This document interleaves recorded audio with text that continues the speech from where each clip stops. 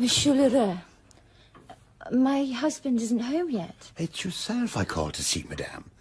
I'm so sorry not to have received the honour of your patronage up to now. So I have taken the liberty of bringing along a few samples of my wares. He places a green box on the table and takes out half a dozen embroidered collars. There is nothing I need, monsieur. A hesitation. Voilà. Then, with a delicate touch, he lays before her 3 Algerian scarves spread out to show their richness of colour.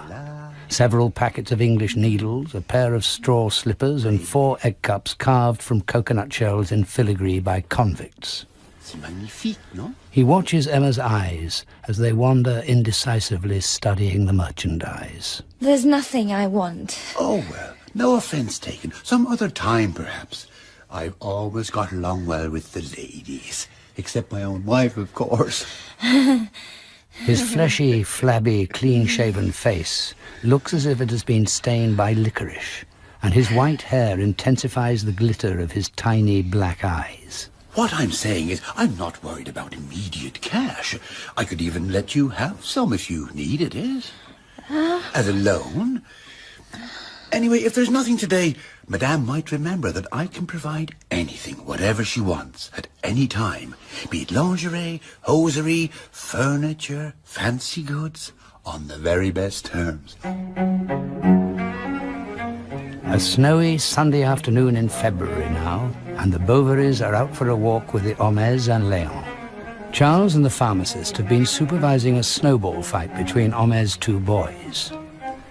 Emma watches as Charles makes his way back across the field to her. He's a little devil, that Napoleon. Found a lime pit by the flax mill and got his shoes all covered in the stuff. His father's furious. Why have you pulled your cap right down to your eyebrows like that? I was cold. Looks silly. Here. That's better. And what made you wear those trousers? Sorry? You're getting too fat for them, my dear. She turns, and into her vision steps Léon. The cold has washed all the colour from his face. The loose neck of his shirt reveals the bare skin between collar and cravat. The tip of an ear shows below a lock of hair, and his large blue eyes, as they gaze up at the clouds, look more limpid and more beautiful than mountain lakes mirroring the sky. But he looks so sad. So sad. She didn't go to her neighbours that evening. She went to bed early instead, pleading a migraine, and Charles went out alone. He's charming. Yes, charming. Gazing from her bed at the bright fire burning, she could still see Léon standing as he had been. He must be in love. But who with? Who? Why, me, of course. Léon is in love with me. Suddenly it was all clear to her, and her heart gave a leap. But... oh, if heaven had willed it. But why didn't it? Why? But it's too late for me now. Too late for us. Will that be all, madame? Thank you, Felicite. You can take away my tray. There's Monsieur Léon coming up the front path now. Oh, heavens. I'll go and let him in. Oh, stay calm. Stay calm. Oh, quick, what should I be doing when he's here? What? Come in? Am I disturbing you? No, I'm only hemming dusters. Ah. Sit down. He sits on a low chair by the fireside. She appears very busy, sewing, and they remain in silence. I'm going into Rouen soon to see some business for the law firm. Would you like me to renew your music subscription for you? No. Why not? Because... You're not giving it up? What? My music? Oh, goodness, yes. Haven't I got my house to run? my husband to look after, countless things. He's so good, Charles. So very good. Léon tries another tack. Did I tell you about Madame Homais? What she did yesterday? I know she's probably the best wife in Normandy and devoted to her family. But she's such a slut, as we all know, and she lets herself go. Anyway... What does that matter? A good wife and mother doesn't bother about how she looks. From then on, Emma changed totally. She devoted herself to her household duties and went back to attending church regularly. I must be out of my mind. How could I ever have hoped to get near her? Léon set her apart, making her into something extraordinary. And he never suspected that she watched him from the window as he walked down the street. Never knew how she burned and the turmoil inside her. Because at last she realized... I love you. I love you. She longed for Léon to guess her feelings. Admiring herself in her mirror in attitudes of resignation, consoled her somewhat for the sacrifice she believed she was making. I am a virtuous woman. I am a virtuous woman.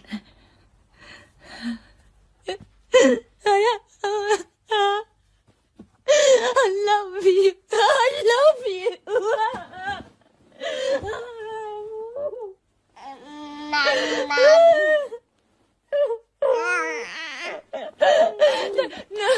No, get away from me. Leave me alone. I said, don't touch me.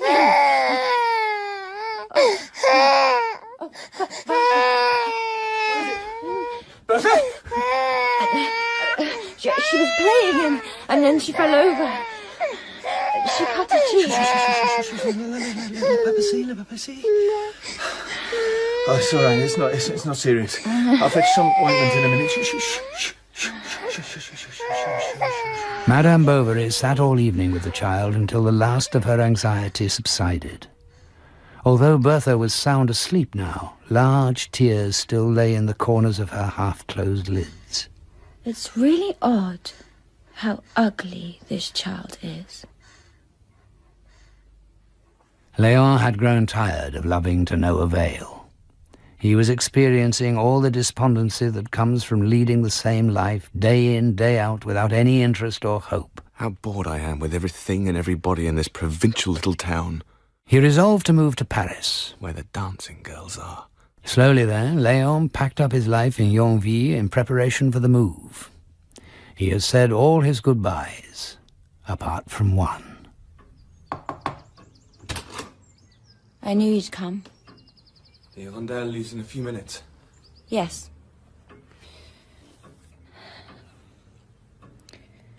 Isn't your husband home? He's out.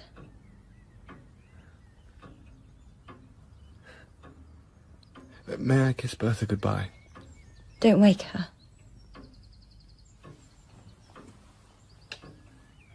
Goodbye, you sweet little thing. Goodbye, my pet. Madame Bovary stands with her back turned and her face pressed against the window pane. It's going to rain. I've got my coat. Well... Goodbye. Yes. Goodbye. Go, now. Not before... You give me your hand. We'll shake, shall we? In the English style. When he reached the market, Léon stopped to gaze back at the house one last time, and he fancied he glimpsed a shadow at the window of her room. From then on, Emma's memory of Léon became the core of her despair. It glittered more brightly than a fire abandoned by travellers on the snows of a Russian steppe. She huddled over it, delicately stirring the dying embers. I should have loved him. I should have given myself to him. But a woman who had exacted such sacrifices of herself might well be permitted a few indulgences. I'll have this one. The colours are so subtle. She bought a Gothic prayer stool from Monsieur Lheureux and spent 14 francs on lemons to blanch her fingernails. And... It's a beautiful scarf, madame. You will have many hours of pleasure wearing it. Shall I charge it to your account? in the afternoon she would tie the scarf round her waist over her dressing gown, and with the shutters closed, recline on her sofa reading. Can I get you anything, madame? A glass of lemonade, please, Felicite. You know, you're like a girl I used to know in Dieppe. She was so sad that just seeing her standing on the front step made you think of a mourning sheet draped over the door. They said it was a kind of fog she had in her head and nobody could do a thing for her. Not the doctor, not the priest. Then after she got married, it went away. But with me, it was after I got married that it began. Market day, Wednesday. In Yonville, now and since early morning, the square has been crowded with people, carts and booths. Emma leans on her windowsill, as she often does, looking down as if surveying the stage from a box in the theatre. She has just finished dressing and arranging her hair in a new style, Chinese fashion. Emma! Emma, come here quick! Coming! Charles, what is it? They both fainted. Get the vinegar. Mr. Boulanger here brought his servant to be bled, and he thought Justin was my assistant. He's not. He's a trainee apothecary from over the road. He can't stand the sight of blood. Which was why he fainted. And Monsieur Boulanger's servant fainted at the sight of his own blood. He's coming round. Take the bowl with you, Emma, before he faints again. 2 grown men have fainted, but you remain unmoved. I've never fainted in my life, monsieur. Extraordinary for a lady. I've seen a witness at a duel pass out simply from the sound of pistols being loaded. Madame, I am Rodolphe Boulanger of La Huchette, at your service. 34 years old, of a sensual nature and shrewd intelligence, he is something of a connoisseur of women. It is a privilege to meet you. As he observes her, his thoughts flash briefly to the mistress he keeps in Rouen. She is an actress, beginning to run to fat. Madame Bovary is much prettier, much fresher. She's charming. Lovely teeth, black eyes, a neat foot, the air of a Parisian. Wherever did that great oaf of a doctor find her? I'd say he's very stupid, and I bet she's tired of him, with his dirty fingernails and his 3-day beard.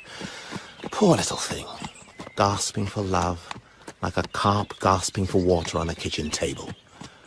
With just 3 little words of affection, it would worship you. I'll bet on it. He conjures Emma in that room, dressed as she was, and in his mind's eye he slowly strips her of her clothes. Yes. Yes. I shall have her.